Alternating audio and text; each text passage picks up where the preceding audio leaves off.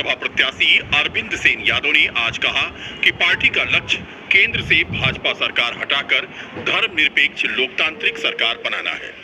Party Faizabad Lok Sabha चुनाव जीतकर दिल्ली में इंडिया गठबंधन की सरकार बनाएगी।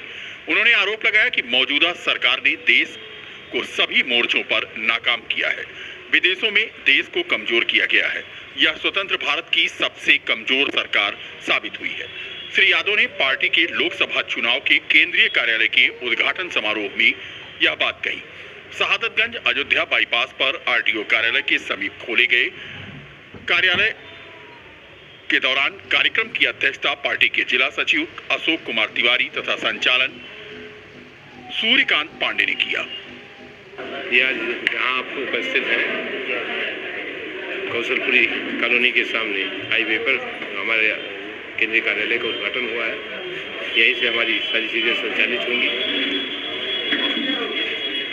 और जिन मुद्दों को लेकर के मैं चुनाव मैदान में आया हूँ वो गरीबी को लेकर के, विकास को लेकर के, चिकित्सा को लेकर के, शिक्षा को लेकर के और जो धार्मिक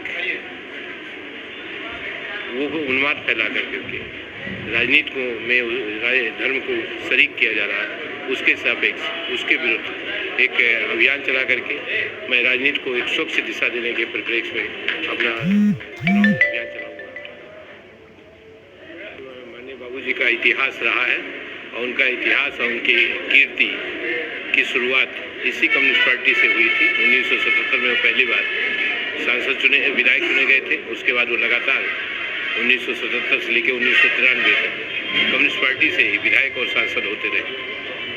उनके द्वारा जो संघर्ष किया गया, उन्होंने जो गरीबों की हिफाजत की, जो उन्होंने पूंजीपतियों के खिलाफ, फिरका प्रस्तावकों के खिलाफ और आतताइयों के खिलाफ, शोषणकर्ताओं के खिलाफ संघर्ष किया, उसको आज भी फैजाबाद का जनमानस याद करता है। और जब भी कोई बड़ी घटना घटती है तो लोगों को बाबू मित्र सेन याद आते हैं।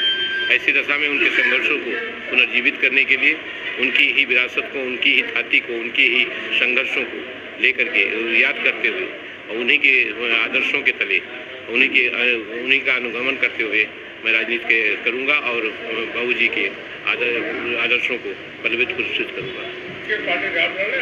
मैं भारतीय कम्युनिस्ट पार्टी से लड़ रहा हूँ। मुझे अरविंद सेन के रूप में जानते हैं लोग। मैं